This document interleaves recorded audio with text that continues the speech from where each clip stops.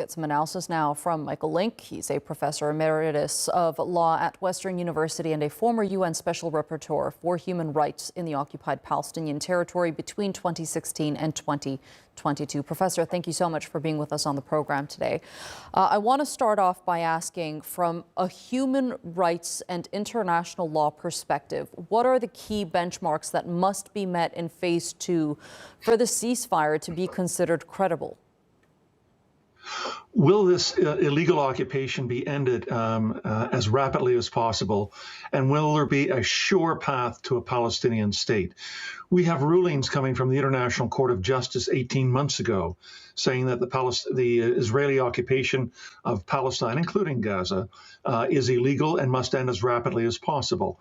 2 months later, in September 2024, the UN General Assembly gave Israel 1 year till September 2025 to fully end its occupation.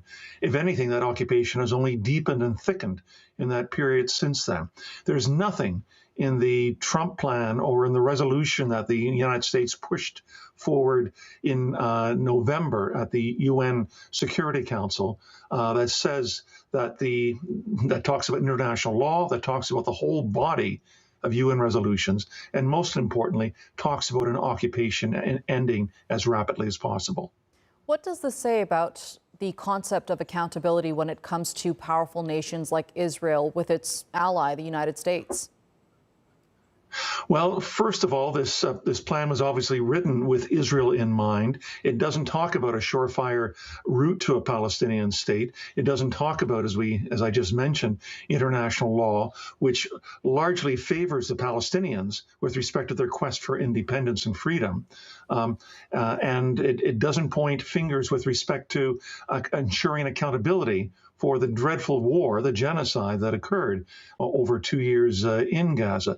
If you don't have peace and reconciliation, if you don't have accountability, you're not going to get to justice, and you're not going to have a chance for a shared, prosperous future for Israelis and Palestinians.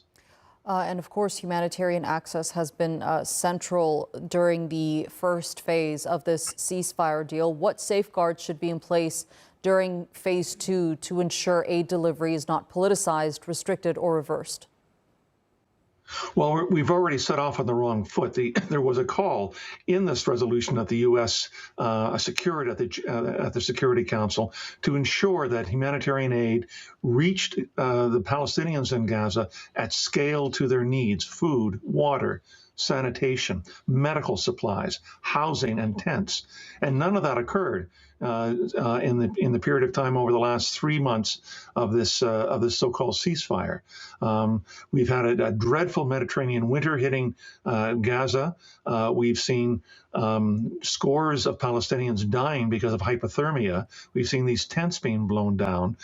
We've seen trucks getting in at probably half the level of need in Palestine, in Gaza.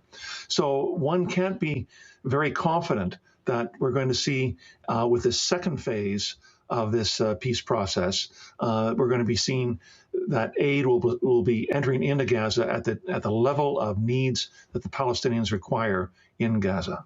What about the role of the mediators here? How much leverage do you believe international actors have to enforce compliance, particularly in violations, if violations resume on the ground? Well, we've seen over 440 Palestinians killed in Gaza since October, as you said in your introduction, and yet I've seen very little being mentioned either in the international media, or certainly coming from the United States, that Israel has breached its obligation for this ceasefire during the past 3 months.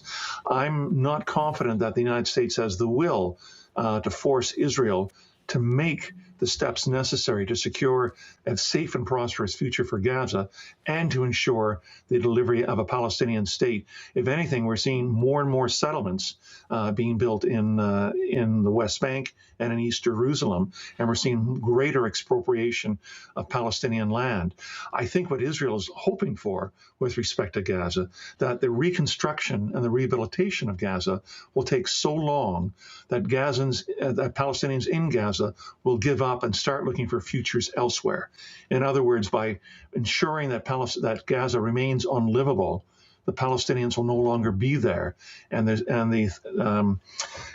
goal of the current Israeli government to be able to settle Gaza and claim it for itself will be realized. Professor Michael Lynk, thank you so much for being with us here on TRT World. Thank you very much for having me.